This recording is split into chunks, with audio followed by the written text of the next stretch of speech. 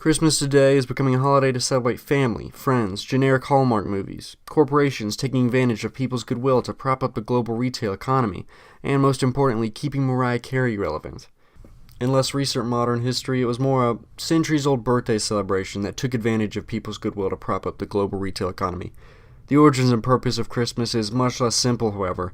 What we celebrate today is not what was actually celebrated centuries ago, and as time has passed, so has the meaning of Christmas. While very little is known about anything, we do know that Christmas is to celebrate the birth of little baby Jesus. Of course, we don't actually know the date of his birth, or even the year. Some scholars think he was born between 6 BC and 4 BC, using Herod the Great's infanticide as evidence, while others tried to use astronomy and explanations for the Star of Bethlehem to pinpoint the year between 7 to 2 BC. His birthday wasn't originally even celebrated in Christianity. Easter was more important, and birthday celebrations were seen as a pagan tradition. The point is, we don't actually know any sort of time for when Jesus was born, other than the fact it was a few millennia ago. So then, how did we get the Christmas holiday on December 25th? Stealing pagan holidays, of course. Okay, so not really stealing, more molding and combining it into something more fun and not so antichrist. Following the death of Jesus, Christianity was spreading from a regional clique to a continent-wide phenomenon, and with this, new people were being converted, obviously. However, centuries before this, many different European pagans celebrated the winter solstice for many different reasons, in many different ways. Some of the reasons to celebrate the winter solstice were that the solstice marked the end of the darkening days and the beginning of the extra sun time each day. In addition, wine and beer made during the year was finally ready for drinking, and meat was plentiful as most cows were slaughtered to avoid feeding them during the winter months. All these made it the perfect time for a feast, and as a result, many pagan traditions began popping up. One of the most influential of these pagan holidays was the Roman holiday of Saturnalia. I'm not saying that right. Starting as a single-day holiday, it soon evolved into a weeks-long celebration of the Roman god of time and agriculture, whose name was Saturn. Much of the celebrated Christmas traditions can be witnessed when looking back on this holiday. For starters, the Romans celebrated this holiday over the winter solstice, which is December 25th on the Julian calendar, instead of being on the 21st of the Gregorian calendar that we use today.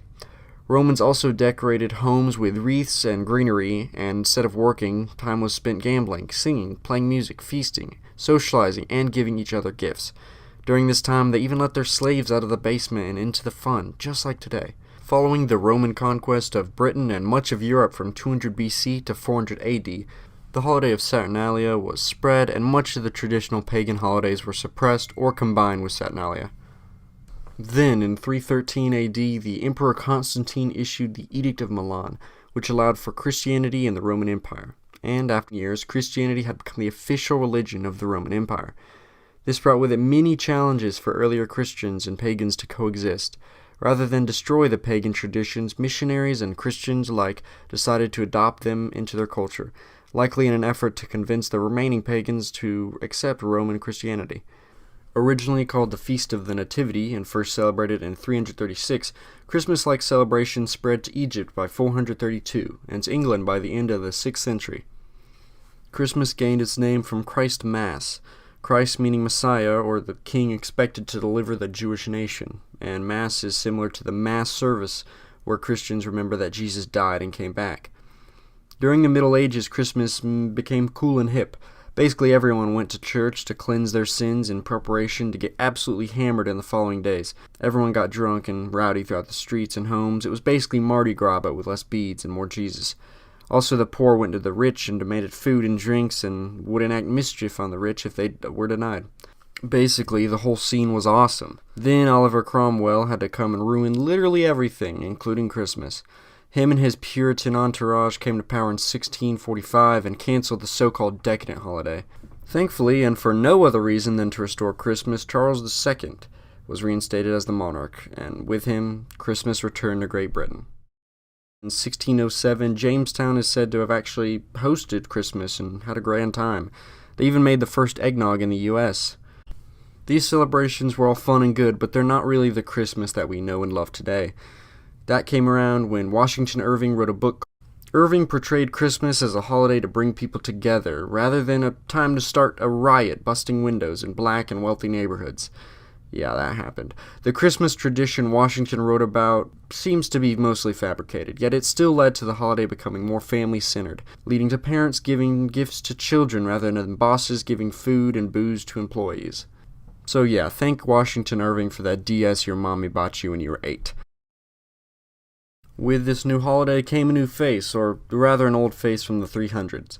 St. Nicholas was a Turkish monk that gave away all of his inheritance and helped the poor and sick, becoming the protector of children and sailors for some reason.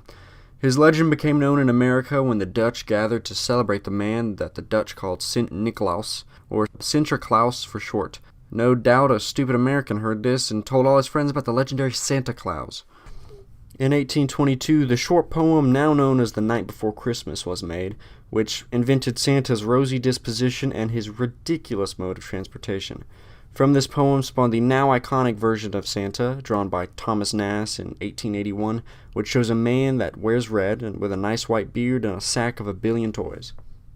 The origins of Christmas by no means take away from the holiday that we celebrate today, but I think instead offer an interesting backstory to one of the world's most celebrated holidays. And if anything, it makes the holiday have a deeper meaning. By celebrating the holiday on the winter solstice, it can be looked at like the darkest nights have passed and light is growing once again. That or Christians are dirty thieves. Also, Santas around the world, kind of ridiculous. I'm not saying the American Santa I grew up with is less far-fetched or funny sounding, but some of the other versions of him are pretty good. You've got a jolly Scandinavian elf named Julemonte. I never tried actually speaking this. Jultomten, Jultomten. Who was thought to deliver gifts in a sleigh drawn by goats. For Italy's version of Santa, you've got La Befana, a nice witch who rides a broomstick down the chimneys of Italian homes to deliver toys into the stockings of lucky children. Then, of course, Australian Santa gives presents while in a bathing suit because it's the southern hemisphere and it's their summer. Also, supposedly Australians barbecue and shoot off fireworks for the season, which just sounds too fun to be true, which again proves Australia does not exist.